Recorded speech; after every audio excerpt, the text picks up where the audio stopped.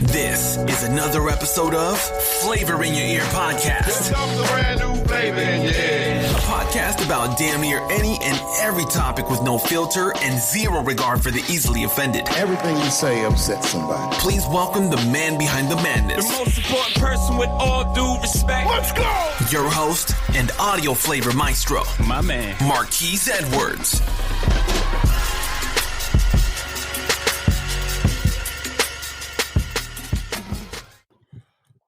What is up, everybody out there? We are back with another episode of Flavor in Your Ear podcast. Good afternoon, good morning, or good night, wherever you are in the world. We're back with another special guest. As we continue to, I'm pretty picky with my guests, so if they have something I feel that we can talk about, they got to be down to earth and be able to have a straight conversation. This is who I choose. That's why I'm so picky with who I choose. So we have Dr. Andrew Ward here today. And we're going to talk about a lot of different things. He has an outstanding story, first of all, and I want you all to hear it in its most raw and real form. And we're going to just talk about some of the self-help, as he would like to say as well, conversations, because my goal here is to normalize these conversations, right? A lot of people make these like taboo. They don't want to talk about needing help or things like that. But if we have these conversations like this, the more you hear it, the more you know that it's okay. And, we was real people having real conversations. And then he's a podcast as well. You can listen to some of his help. And, it's different avenues to help. And that's what I do this for. So without further ado, would you like to introduce yourself, Dr. Andrew? Hey, what's up? It's Dr. Ward. Dr. Ward, I'm sorry. Dr. Ward. Dr. Ward, it's whatever. I don't get you worried about it.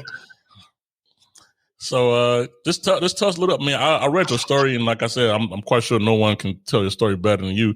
Just tell us about yourself a little, about your background a little bit, and then we'll just go from there. Yeah. So I grew up in Indianapolis in a trailer park. My mom had me when she was 16. Ended up sort of over the years kind of realizing that's not where I wanted to be. Eventually found my way into college where I studied philosophy and religion. And then as I got close to graduating, I realized that philosophy and religion probably wasn't going to pay very many bills. So switched to psychology and then came out to Pittsburgh, went to Duquesne, got a PhD, went and worked for the federal government for about 12 years in a federal prison.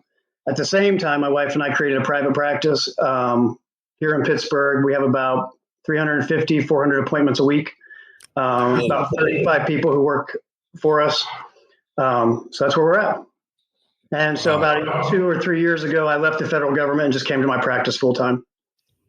Wow. So there's a major demand for your services. Man, we have a wait list a mile long. Ooh. I have a wait list. I think mine's over a year right now. Well, I guess it's good that people are going out and getting assistance. So I guess that's a good thing. Yeah. I think the pandemic made things a little bit worse for people, like maybe somebody was already a little depressed and then the pandemic happened and they got real depressed, or, they're a real social person. They couldn't be social. And so that created anxiety and stuff like that. I don't think it was, we had a huge wait list beforehand, but we definitely saw it bounce up after that. A spike. That's interesting that you brought the pandemic into it, because I have previous guests, and we were talking about the effects of the pandemic and how it just fucked everything up. And a lot of people took it as, they said fucked up the jobs the most, but I was like, people, I think, were the biggest thing that got affected, especially, kids and even adults that like married couples that have been living together for a long time. And now, they're used to this high and by or specific moments that they're together. Now they're like in the house 24/7. And it was some people like, oh no, this is not what I signed up for. So I've even had kids who started having problems because they weren't used to seeing their parents so much, and then suddenly their parents are home all the time, and parents are yelling at them all day instead of just at night, so they start getting depressed because they feel bad. Yeah. So that's pretty wild. But before we go into what you're doing now, you say you worked in a penitentiary, right? How was that experience? Well, it was a federal prison. It was low security. It was all right. I started doing intakes, just general psychology. And then about a year in, I switched in. I started running a drug treatment program in the prison. And then a couple of years after that, they asked me, and I created a sex offender treatment program in the prison. So very different experiences for sure among the three. Right. The drug treatment tended to be more sort of what you would think, your kind of thuggy guys, drug dealer guys, drug user guys. Sex offender tended to be more basement dweller guys, weird guys, guy's very socially awkward. It was just very different for sure. But saw lots of things, heard lots of things for sure. Oh man, I just wonder. You seeing all of that? How does it affect you at all? Like, how do you like? I know some people speak about these things candidly. I mean, I know you're seasoned, right? But me hearing that, I'm like, man, that's a lot to see. Did it ever like in the early on, did it affect you? Yeah, well, you want to hear something funny? When I very first started working in the prison for the very first time, like maybe for about 2 weeks after I started having weird dreams about being trapped in places, about being locked in and not being able to get out, right? And I think that was sort of like processing being in this new environment. Like, I think I was dreaming about sort of like processing that I couldn't get out of prison. When I switched to the sex offender program, I started having 2 or 3 weeks of really weird dreams. Again, not of me doing anything sexual, but I have a son who's, at the time, he was about 4. And it would be things like him going into a locker room and I can't get there and I see somebody going behind him, or I'm sitting at the pool and I see this guy looking at him in a weird sort of way and like it ends up causing a problem. But it was all stuff like that because, you know, look, I think most people can understand why somebody sells drugs, right? Like I need money. Here's a place to make it. Bang, bang. It's easy, right? I think a lot of people have a hard time understanding why somebody would look at a kid and think anything other than, hey, that's a kid, right? And so I think it requires your brain to like process what it is you've actually heard and sort of try to understand where it comes from, right? And so it was a bit of adjustment, I think, as far as that for sure. And then you start reading people's files and you start hearing some of the stuff from their history, and it's just wild shit, man. Like, just wild shit. Like, I can tell you about, there's this dude, he was younger. He kind of looked like a little young Ron Jeremy sort of dude, kind of fat and pudgy, long hair. But I go through this questionnaire and you're asking them, you know, how many people you think you've slept with, this sort of thing. And some of these guys, like I said, they're basement dwellers. So the answer is like 0. I've never slept with anybody. And they're like 50 years old, right? This dude's like how many people you slept with? He's like, 1,200, something like that. And I was like, hold up, dude. And he's like, no, for real. And so I'm like, man, you got to do some math because you're a young dude. And that seems like a lot of ass to be getting like in a short period of time. Right. He's like, think about it, man. He's like, I worked in a strip club. He's like, I'd wake up in the morning. He's like, I'd go see a hooker on my way to work. He's like, and then I'd try to hook up with a stripper after work. And then I'd go home and sleep with my girlfriend if she wanted to sleep with me. He's like, so I might be having sex 2 or 3 times a day. I'm like, holy shit, dude. So I'm like, well, how'd you end up in this place, right? So I started looking at his file and coming to find out his dad's a total pervert who was like looking at pornography when he was like a little kid. Like some people grow up like watching basketball with their dad. This kid grew up watching porn with his dad. Like, real. Yeah. In fact, when the guy who I was talking to got in trouble for pornography, he called his dad and said, I need you to come to the house. I'm in trouble with the police. Dad's cruising to the house. He sees one of the cops at the end of the road and he's like, hey, what's going on down there? And the guy's like, yeah, I'm not sure, but they're taking computers out. So that's probably almost always child pornography, right? The dad does a 180 and goes back to his own house and destroys his computer. Doesn't go to help his son, goes and destroys his computer because apparently he has all kinds of shit on his stuff too. Wow. Apple and tree, right? Wow. How do you, once you read somebody's file, how do you look at them the same afterwards? Like when you see something like that, like, is it hard to keep the poker face on? I know it's a part of the job, but like when you see it, like, I mean, it's like me reading some bio on you and then it's like all this crazy stuff and I'm talking to you right now. Like, I don't know, how do you control that? Like when you Well, I don't know. I think them being in prison probably already puts them in a very negative light in my eye. You know what I mean? Like, it's not like these are pillars of community and then I heard something terrible about them. These are like shitbags who were in prison for looking at child pornography. And then I heard something bad about them. You know what I mean? So it didn't change the way I viewed them. You know, my approach was always kind of, you know, look, I don't understand why somebody would do something like that, but I understand how people end up in situations where they fuck up their life. Do you know what I mean? Like, I can relate to that. I can't relate to what they did, but I can relate to all of us make mistakes, all of us fuck up. Like, I can get that part. Mm-hmm. So that's sort of what I kind of tried to sort of put in my head is like, you know what, like, let's just focus on the problem, not the person behind it. Cause was a lot of that from just your personal upbringing, how you grew up and, you know, growing up rough like that. And is that more so your understanding of how things work and how people make fucked up decisions sometimes? I think probably from personal experience, right? Realizing that, like, you know, sometimes you have the best intentions and you look back and it was a total shit show, you know, or you thought you were doing the right thing. You know, I generally come from the position that most people try to do what they think is right. They don't always do it, but I think most people try to do what they think is right. And then it's sort of after the fact, we look back and go, yeah, that was kind of a fucked up way to think, or I don't know why I thought that was okay. But usually in the moment, I think there are very few people who say like, this is right, this is wrong, and I'm going to do the wrong thing. I just don't run into it that much, you know? So I can relate to the fact that people are just trying to do their best, but life's a fucking weird thing, man. It definitely is. And I think it's okay for people to make mistakes as long as it's not like a catastrophic ass mistake, you know, Right. You know, like a deadly mistake. Those mistakes are a little bit less forgiving, but you know, people make mistakes, and that's what I like hearing it from other people, because I say that sometimes on the show as well, right? So I used to tell, I got a son who's 21. I used to tell him, you know, you're going to make mistakes as a teenager. That's what people do, right? The trick is not to keep making the same mistake again and again, right? And try not to make a mistake that you can't take back, right? Knocking up a girl, killing somebody, like you can't take those things back. And so try not to do the same thing over and over, and try not to do something you can't fix because you're only 18, you know, like things get real crazy real quick. That was a knowledge bomb right there for all of you out there, all of you young cats listening out there. That's a knowledge bomb right there. Don't do things you can't take back. That's fire. That's a fire statement. So Andrew, funniest thing was that when I was working with the sex offenders, it was actually easier to work with them than it was the drug offenders, believe it or not, as far as because with the drug people, we had to spend a lot of time trying to get them to understand why what they were doing was wrong.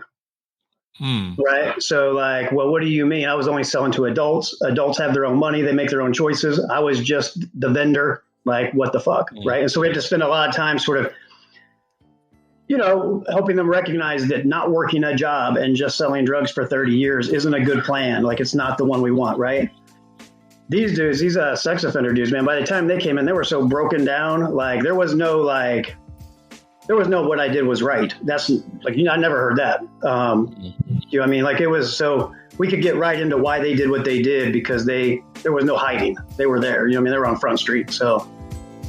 Well, I guess that's some silver lining in the story. I don't know if it's like much, but the problem is all these guys are leaving. I used to talk to officers about this all the time. The funny thing, most of the officers in the prison are former officers, actually, or former military, almost all, because you get preference points for being a veteran, right, in federal jobs.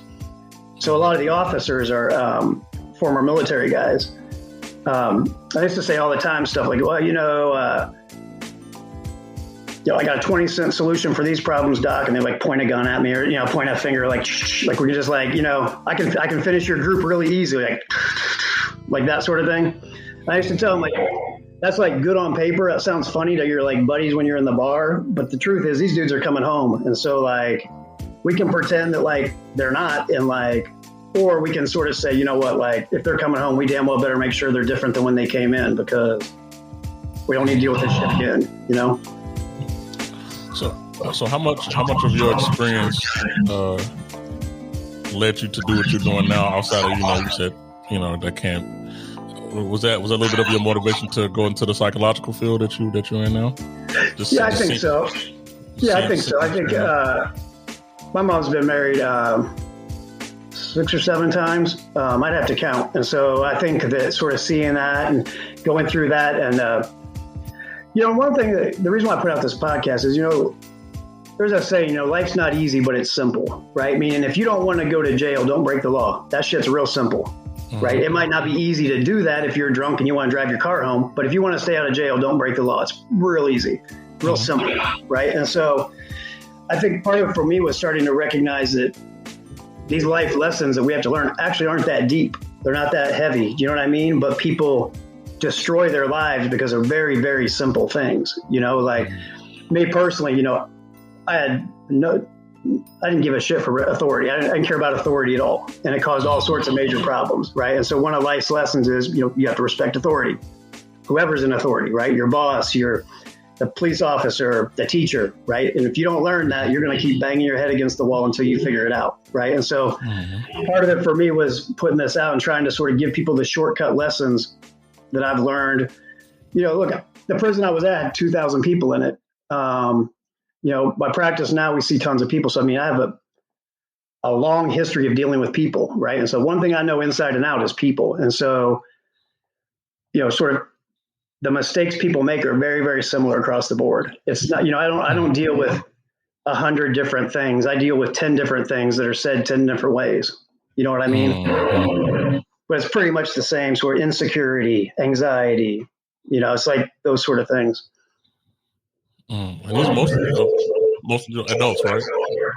I do a little bit of both, but yeah, mostly adults for me. I actually did most of my early training was in child and teenagers, believe it or not. And then prison was actually my first sort of full-time adult job.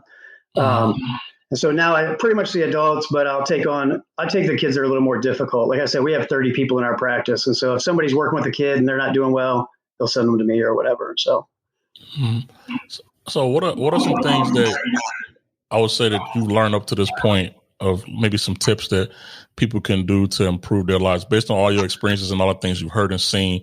If someone's listening right now and they said, hey, Dr. Ward, can you give me a few tips just to improve my life? What would you say? Check your insecurities and don't be governed by fear. Right. And that last one to me is real important because fear will prevent a bad thing from happening, but fear never makes a good thing happen. Right. So like if I'm afraid of getting in a car accident, staying at home will ensure I don't ever get in a car accident, but it's never going to get me laid. You know what I mean? It's not going to help me do anything outside of the house. Right. And then the other thing is I think at the end of the day, I think when everybody lays down and they sort of take a breath, everybody has things they're insecure about. Whether it's, my dad doesn't like what I did with my life or that, my brother's more successful than I am or whatever it is. I wasn't good in math. And so that means I'm a dumbass, whatever it is. And I think people over sort of the course of their lifetime, they pick up these little insecurities along the way. And I think they're devastating to people achieving their goals because, one thing I think that to me, one thing I sort of talk about on my podcast is radical self-acceptance. The idea that I am me, good, bad, and indifferent. It's all the same package, right? And the same stuff that that's bad sometimes might be good sometimes. And, being an asshole in certain situations is good, right? Other situations it's bad. And so being able to know, where's my personality working, where it's not working. And so that's amazing. Both are knowledge gems, but the one about fear more so. Fear will prohibit you from doing a lot of things that maybe you do want to do, right? And right. Yeah, that's something that I think a lot of people, myself included, sometimes I think about how much fear dictates and governs what we want to do. And you may be afraid to podcast because you may be, but you may be someone who can have a fucking great podcast, but you won't do it because you're afraid of mistakes or perception or what the world may see if you make a blooper or a blunder, something like that. Right. That's I think people spend a lot of time trying to cover up their insecurities and trying to mask their insecurities as opposed to just saying, like I said, this is me, right? Like there are things that I love about me. There are things that I'm not as thrilled about, but I don't hate them because it's me. And so I'm not, I don't know if you're a Bible dude. I'm not really a Bible dude, but I know a few things, and there's a saying in the Bible, man can't serve two masters, right? You can't love and hate yourself at the same time. It's impossible, right? And so to me, I love certain parts of myself and there are other parts that I'm working on, but I don't hate anything about myself. That's a great outlook because we all have shortcomings, right? And so long as you're making the strides to, make your imperfections better, that's all you can ask for, but you shouldn't hate yourself. I absolutely agree. Couldn't have said it better. So into the fix, your podcast.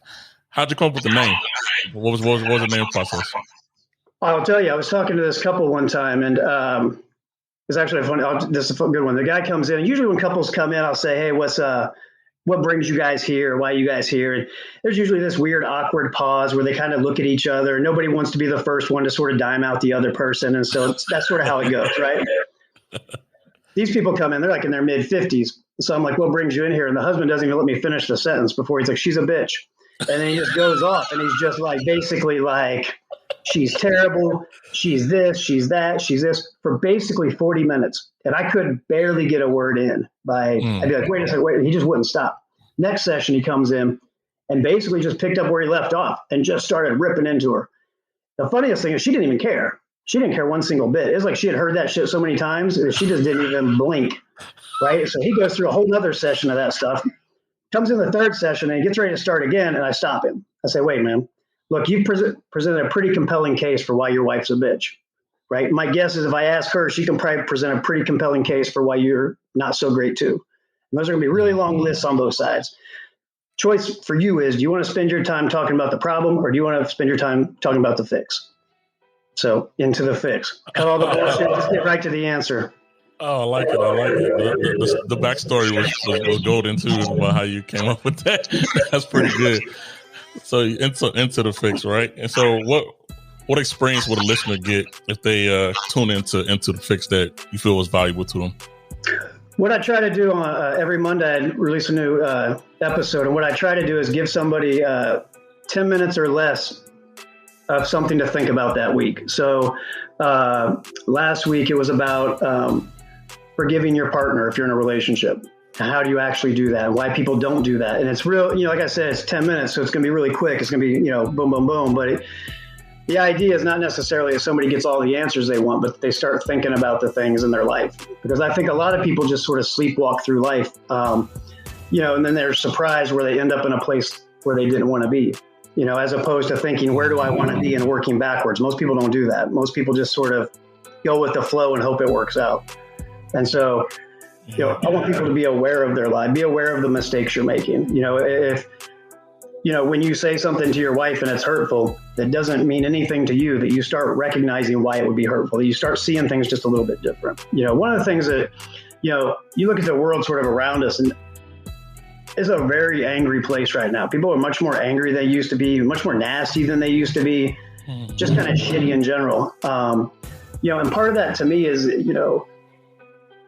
it's people being unhappy with themselves, and it's sort of spilling and projecting all over the place. And so one of the things when I talk about self-acceptance or compassion, to me, whether you like it or not, you're stuck with you. So you can spend your time trying to fight who you are, or you can spend your time embracing and trying to improve who you are. And so what I try to do is give somebody 10 minutes every week where they can make a little improvement if that's where they're at. I think that's golden. That's actually something that, well, first off, my research said that people have shorter attention spans, so 10 minutes probably is perfect for a lot of people because, they just, even my podcast, I break it up into, sizable parts for people to be able to drive into work or, on a treadmill or something like that. And that's when that, the words register. But the message that you're giving, I think is golden. And I don't know, I don't want to make it too deep, right? But, just psychological stability, mental stability, and things like that. A lot of times we shrug it off, right? We be going through fucked up lives, problems, and all this stuff, and we just normalize it because we hold it in, or we kind of suppress, the shit we deal with, right? And then you will hear a message like something on your podcast, and then you just overwhelmed with all this thoughts and emotions because you're thinking about, this applies to me, So actually, I think you're providing tools to help people get out of that space, which I think is important. Yeah, and where I really try to say is sort of like what do you actually do? So every episode ends with, so how do you actually apply this in your life? How do you actually, if you're trying to forgive your spouse, how do you actually do that? And so identify this, do this.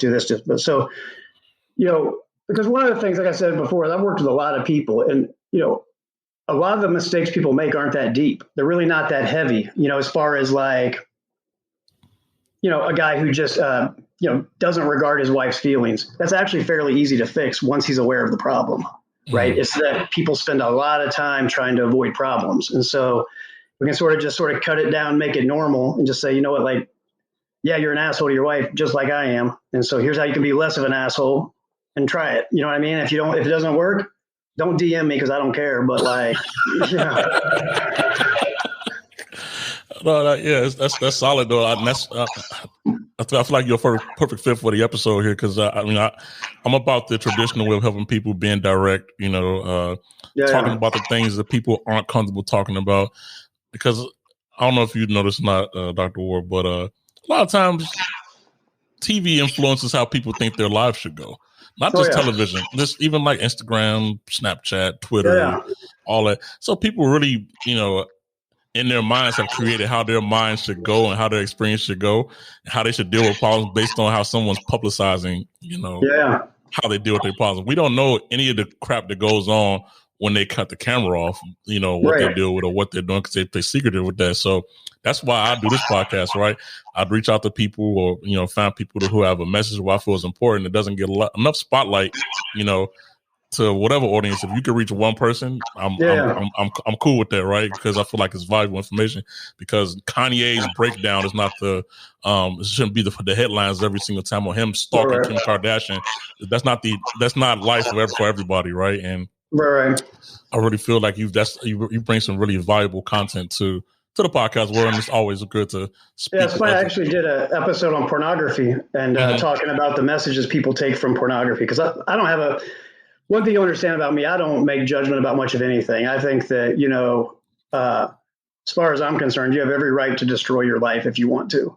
I don't have to agree with it, but it's your life and it's not mine to live, right? And so if you came and asked me, what should I do? I won't tell you that, because it's not my life. I don't have to walk in your shoes if I give you bad advice. Do you know what I mean? So, but, there are messages that come out of pornography, right? And so to me, it's not that, it probably exploits women. I don't know. Who cares? I mean, honestly, but beyond that, there are certain messages I think get drilled into dudes' heads, and that a man should always be ready for sex, that a man has to please a woman. And if you don't, something's wrong with you as a man. Right. And so those sort of things that kind of, because I read somewhere the average age that men start looking at pornography is around 12 or 13.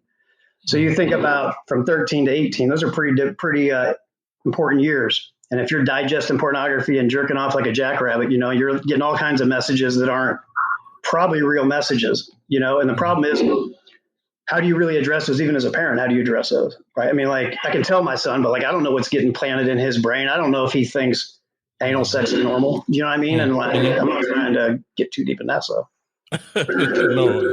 No, I agree with your stance on that. Is having kids is even harder because it's so much influence, right? And then it's what your parents tell you, right? And then they, so you, as a parent, you want to tell them the shit before they go Google something or go on Reddit or something like that, right? And it's I still don't, sometimes I'm just laying it all out there in the most vanilla way possible, just so you can know, because I don't want you searching some website where someone's reprogramming you to what you should think.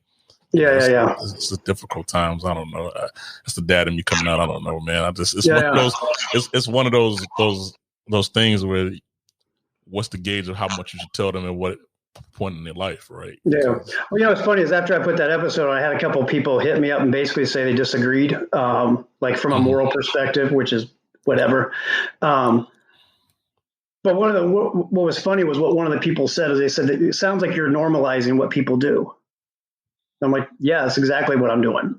Because most kids are going to look at pornography at some point in their life. I don't care if they're Christian. I don't care if they're Muslim. I don't care if they're atheists. I don't care if they're hippies. It doesn't matter, right? Most people are curious about sex. So any chance there is to look at it, they're going to do it, right? And so I think part of it to me is being willing to just say, you know what, we don't have to run from these things because they are, right? Pornography by itself to me is just a film, right? It's just a television program. It's by itself, it's really nothing. It's sort of what the emphasis I put onto it, And so, there's a joke we used to say in the prison, how did that porn end? I don't know. I've never seen the end of a porn, right? Because most people go on, they finish what they do and they get the hell out, right? And so that's true. To me, at the point things become problematic, then it's different. But up until then, to me, it's we can sort of avoid the elephant in the room, or we can just sort of address it and hope we put it in a different context, because it's going to be in the room whether you address it or not. Do you know what I mean? Same with smoking weed and I talked to my older kid about smoking weed. To me, you can sort of put your hand over your ears and pretend you don't know what's going on, or you can say, look, I know you're going to have questions. Come talk to me. Don't go ask your dumbass friends. You know what I mean? Yeah, no, I agree. Is it maybe it's an older school thing that we don't talk about those things? Because like my mom, for instance, certain topics, even though I'm a over 30-year-old man now, I just can't talk to her about, because it's still like this. Yeah. It's and you, of course, you respect your mom and whatnot, but I can't have any remotely close adult conversations with her about anything. It's always and I think that's just more so. I don't know if that's healthy at times. Not for me and not me and my mom. But I'm saying there's people that can't because they're gonna go inquire and go look for answers somewhere else, because it's the age of information, right? Yeah. So for people, I mean, I agree with your take. It is an elephant in the room, and why not address it? Why move around it? Because I had this is a funny story that I had some religious friends, right? And they were never allowed to watch anybody kissing or anything like that on television. And they were pregnant and doing shit before everybody else. Right. All of us who got to watch kissing and got to watch sex on TV. Not to say, I mean, like we badass little kids, they say cover your eyes and we kind of peeking, stuff like that. But the ones who never looked at it, they never let them go out to the parties or, social, co-ed, type of environments. They still were curious. And that's what I was saying. They still were curious and they didn't get it from their parents. So now you got someone else's kid or someone else's parent influencing them to do things like that. Yeah. That's crazy you said that. So another question for you. Out of all your episodes, right? Which is your favorite that you've done thus far that you can think of? I know you've probably done a few. Just kind of put you in the spot with that one. No, I've done about 15 or 16. I think the pornography one, I like that one. That was a pretty good one. Because the reason why is because, after you sit with dudes like that for so many years, I mean, you really get a feel, just not like a sort of how they view sex, but just sort of sex in general and across the board. And most of those guys are there because, not because they started looking at child pornography, but because they started looking at pornography. And then eventually they sort of found their way over to that. Right. And so to me, I think there are a lot of men who make mistakes because they don't know any better. Because if you really, if you kind of look at pornography and you really buy what you're seeing, you're going to be a really shitty husband, like straight up. If you just think your wife's just there to give you blowjobs and cook dinner, like look out, because it's going to be on. You know what I mean? And so I like that episode because I think it's very simple things that men can do and change the way they interact with their wives almost instantly. Because I think it's just stuff you just don't realize you think. Like I said, that, that a woman should, you should always be ready to have sex. Like it's sort of a given. But, what if I'm sick? What if I don't feel like having sex? I mean, I'm less of a man? No, just right. But these guys read into all sorts of stuff, I mean, I got people come to my private practice now. I mean, this guy's 25 years old. He won't even talk to a girl. He's like scared to death of talking to women. And I don't get that shit at all because I'm like, dude, I'll go out with you. I guarantee I'll talk to a woman who's 25. I don't care. Like, what are you talking about? Right. Mm-hmm. But it's all this it's all these sort of unspoken messages that he thinks he's supposed to adhere to, that he's supposed to be this and supposed to be that and be able to do this and be able to do that. And it's just bullshit. And it fucks people up. Yeah, that's some real stuff you're saying there. And I think a lot more people are like that than aren't like that, they just don't admit it, right? They just don't admit it. Well, I mean, let me ask you, there are some things that I ask lots of people that, I've never heard anybody say I should have gotten married sooner. I've never heard anybody say I should have had kids sooner. I've never heard either one of those two things. Me either. Not even close, right? Yeah, that's interesting. That's some heavy stuff, though. I mean, it's actually pretty relatable, especially to me. I'm quite sure anybody listening can relate to it whether they admit it or not, right? But the other thing too is if I ask people why they're married, I'll hardly ever get an answer to that. You'd be surprised. I mean, I'm talking couples who are 24 up to 64. And I say, like, why do you think you guys got married? I don't know if I've ever gotten a good answer. Never once. Granted, my population's a little skewed because they're coming into therapy. So they're probably having some problems anyways. Mm-hmm. But dudes always say dumb shit like sex. She was fun. She could party. It's always shit like that. It's never, I thought, I wanted a partner. It's never that. Women will say it sometimes, but even they don't usually say it. They usually say something like, I wanted kids or whatever. But I don't know if I've ever heard anybody say, actually be able to understand why they got married. And so part of it to me is if you don't know why you're doing something, you're probably not going to do it right. Right.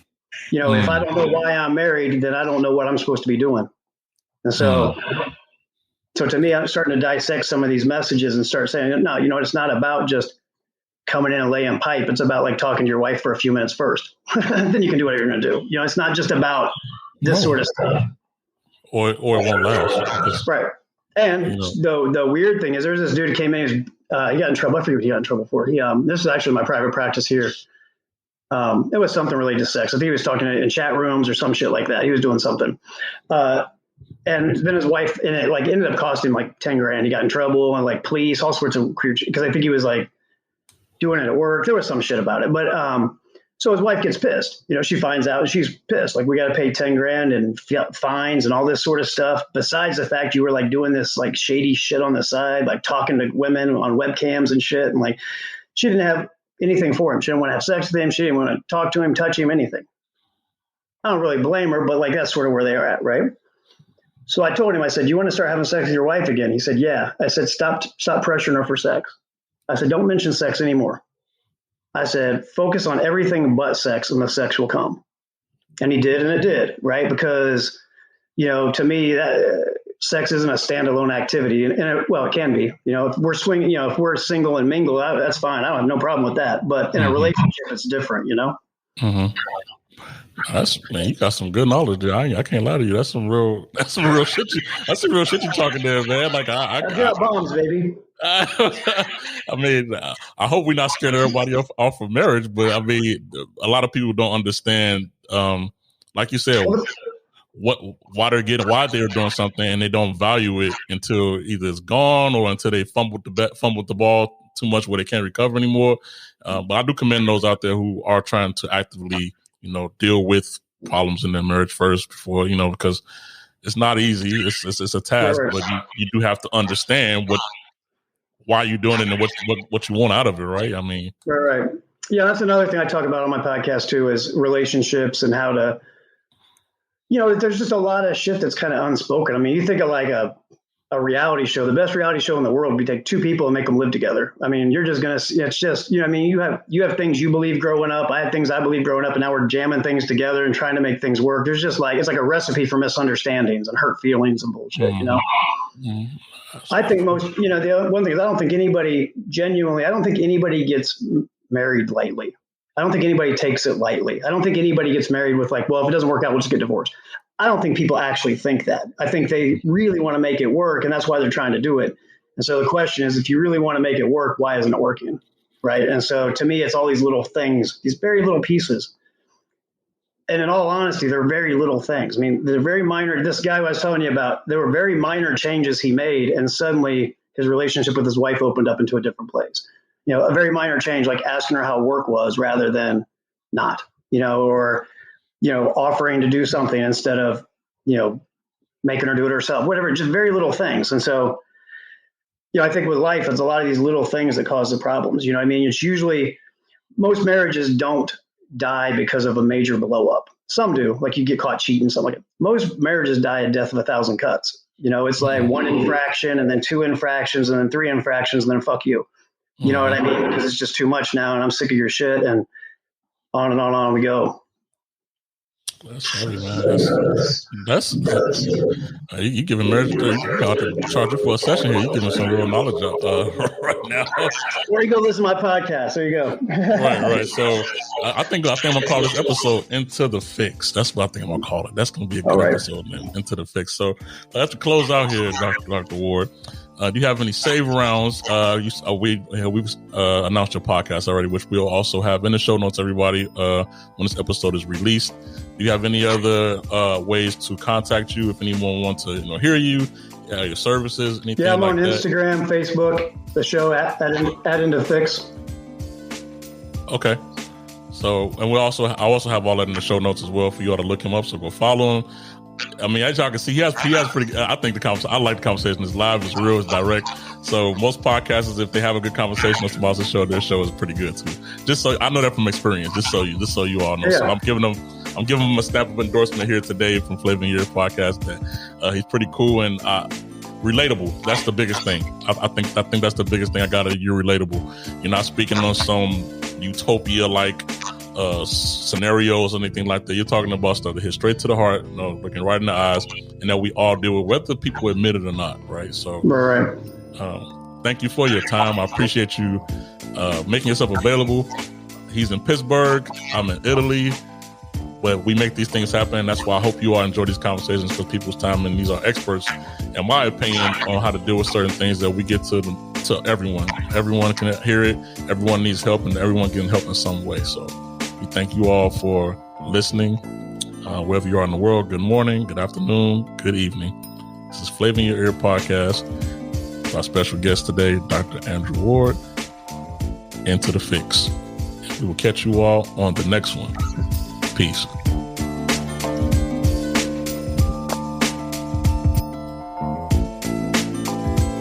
Thanks for tuning in to another episode. Please leave an honest review, subscribe, and share. Listen to us on all platforms. Follow us and ask questions on Twitter at Marquise Podcast Mailbag. Follow us on IG at Flavor in Your Ear Podcast. And like our Facebook page, Flavor in Your Ear Podcast. For exclusive content, info, special offers, and free entry into our monthly giveaways, send your email address to flavorinyour247@gmail.com to join our email list. If you're anxious, we have a snippet following our next episode's topic. Peace and love.